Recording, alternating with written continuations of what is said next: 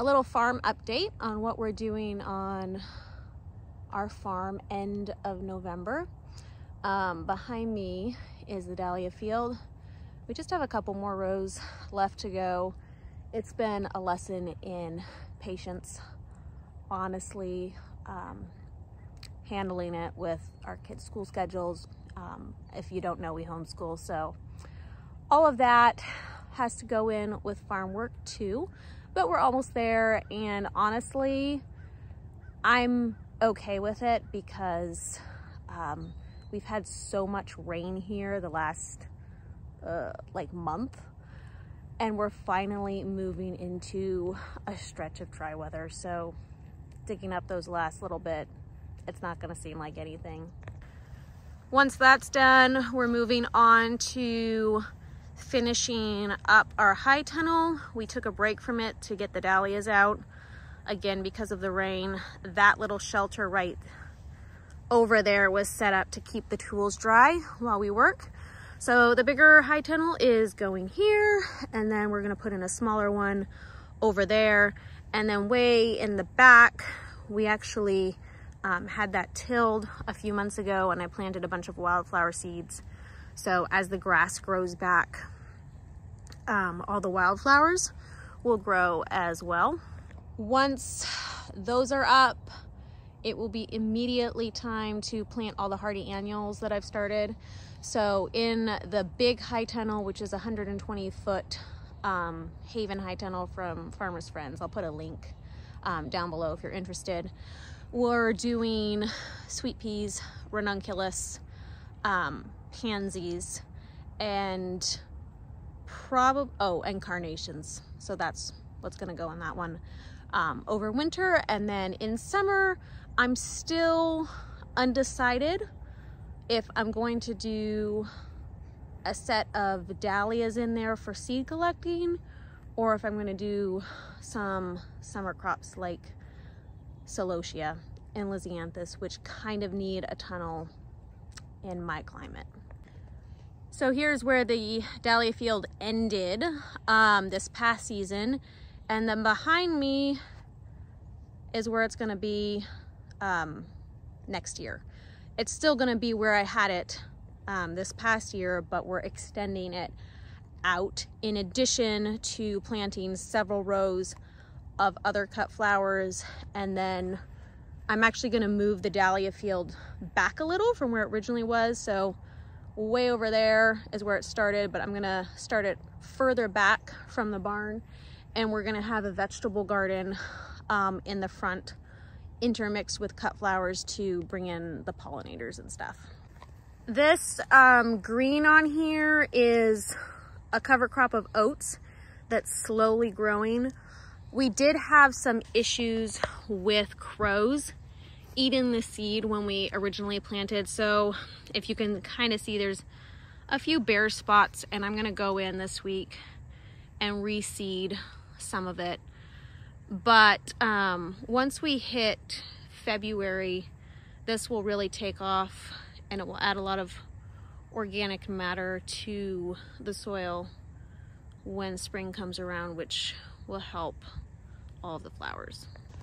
The other thing that I'm really excited about that I'm walking towards the end of the field right now is at the end of the field, we're gonna start our peony patch. I intend to add in a few hundred every year. It's an investment to add in peonies, but it's worth it to me because they're perennials that last forever.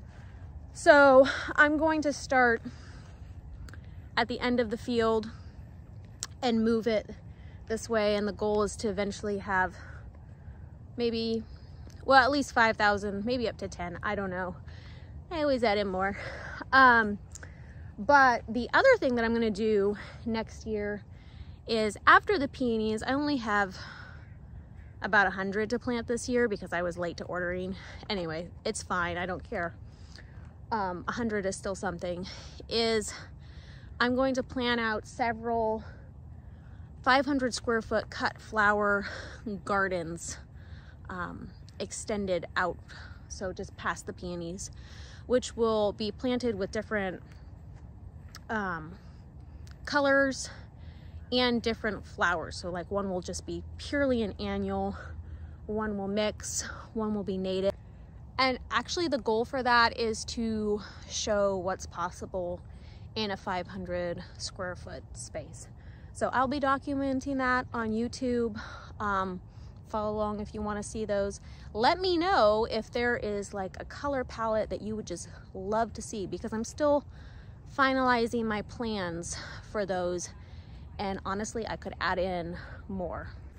So that's what kind of this area is going to be designed for.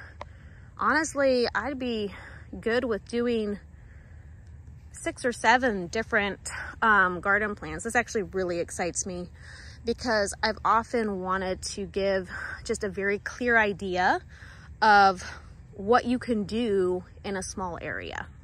So I'll be measuring out 500 square foot lots. I might even do a few like 250 square foot lots, because I know people often work with even less space. I mean, I used to. And then document, you know, how many bouquets you can get out of that space, what flowers to plant, and, you know, just everything. So that's the plan for back there. And then like the dahlia field, we'll just move on after that.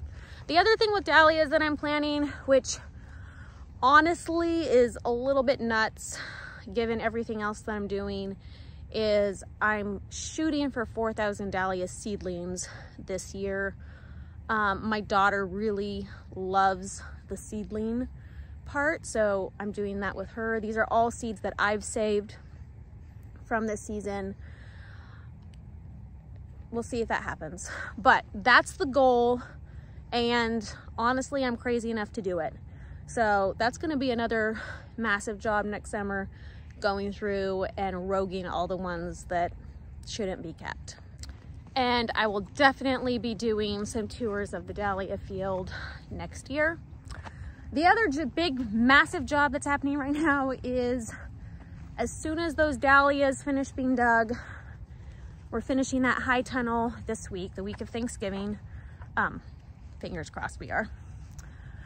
Dahlia dividing starts. So I do not like to list my sale until everything's divided.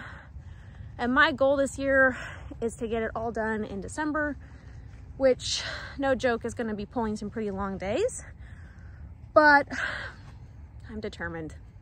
So currently our cooler is full of almost all of our dahlias. We have a couple more rows to dig up, and then I'll be moving into dividing. So if you have podcast recommendations, hit me up in the comments, because I have a couple 100 hours of work ahead of me to get all this dividing done, and it's more fun when you listen to something. So let me know what you would love to see a video on next, and thanks for following along.